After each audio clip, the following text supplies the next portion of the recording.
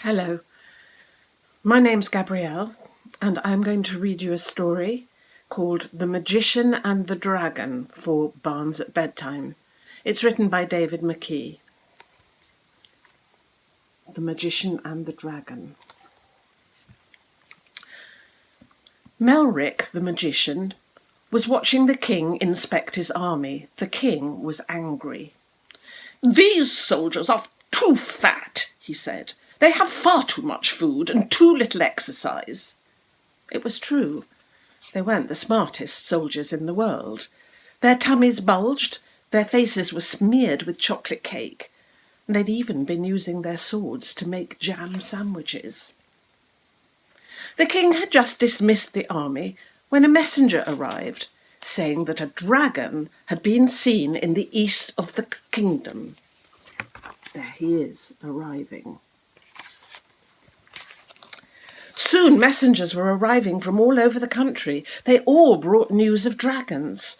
"A dragon attack?" said the king. "This is just the challenge the army needs.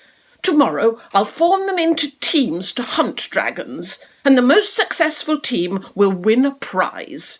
Melrick, you can stay here and keep my pet Troon amused." Melrick decided to go and have a peep at one of the dragons. He went to his room, made some signs, said some magic words, sprinkled some powder, and whoosh! He landed beside a young and rather small dragon. The dragon was pleased to see Melrick, and soon they were chatting and like old friends. The dragon had reached the age when dragons have to leave home to find a place of their own. The kingdom had seemed just right, but every time he tried to make friends with people, they ran away. "They must think I want to eat them," he said. "I'm sure they do," said Melrick. "What do you eat?" "Oh, the usual things," sighed the dragon. "Cornflakes, sandwiches, apples, anything really. I love chocolate cake." "Ha ha ha! Just like the soldiers," laughed Melrick.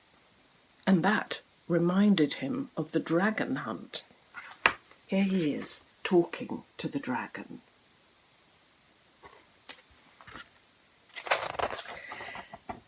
"I can't tell the king that there's just one friendly dragon," said Melrick. "He doesn't like me to interfere, and the soldiers do need the exercise. I'd better find a place to hide you." Melrick magicked some sandwiches for the dragon, and then went to see his sister Myrtle, the witch, who lived beneath a wood.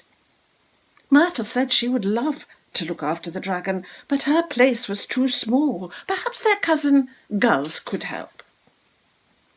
Guz lived on an island with lots of pets.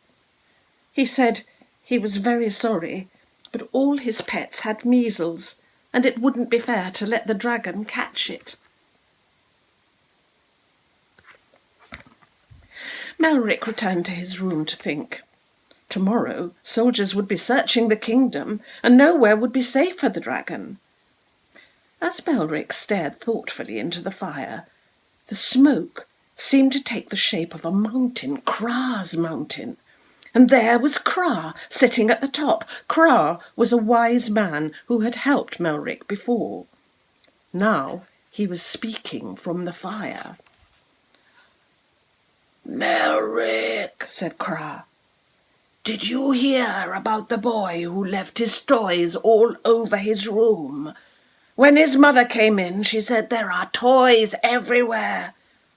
"Not everywhere," said the boy. "There are none in the toy cupboard." "Oh, thank you, Kra," said Melrick. Now he knew where to hide the dragon.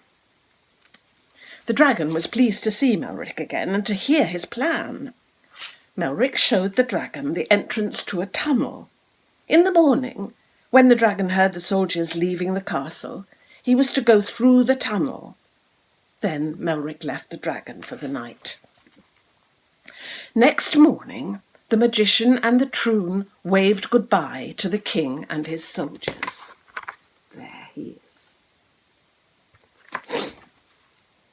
The soldiers were very noisy, and Melrick hoped that the dragon would remember what to do when he heard them. They set off in groups, eager to be the first to find a dragon. Some bowmen found the first dragon. They shot it down, and then found that it was a little boy's kite, and they had to buy him a new one. They weren't the only keen ones. Everywhere soldiers were attacking dragons, on carpets and on paintings, and even toys and fancy dress outfits. The sign of the Red Dragon Inn had arrow holes from that day on. The innkeeper didn't mind. It made a good story to tell his customers. A gardener suddenly had his bonfire beaten to death by some soldiers who were sure that the smoke was coming from a dragon's nose.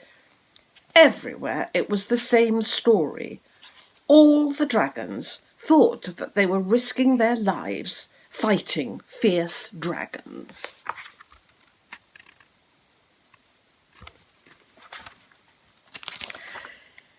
All day the soldiers climbed and splashed and squelched and searched and charged and heaved and hoed and did all sorts of other things, but not one real dragon was found. At last the king told the bugler to call them back.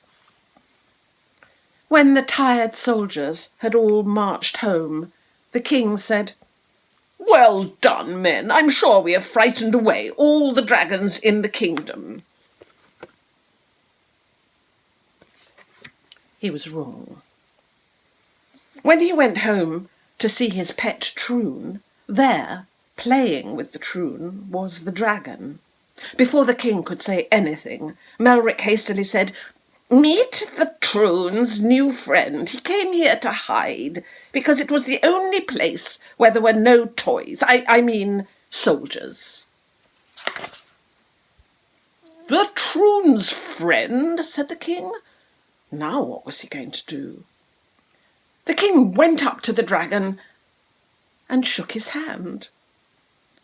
"Why don't you live here with us, dragon?" he said. Oh, the dragon was happy to have a home at last. The king was rather pleased too. After all, who would attack an army with a dragon as a mascot, even if the soldiers were a bit fat? "And what reward were you offering for finding a dragon?" Melrick asked with a smile. "Chocolate cake, of course," said the king, "and plenty for everyone." And there they all are, enjoying their chocolate cake. I hope you enjoyed that story.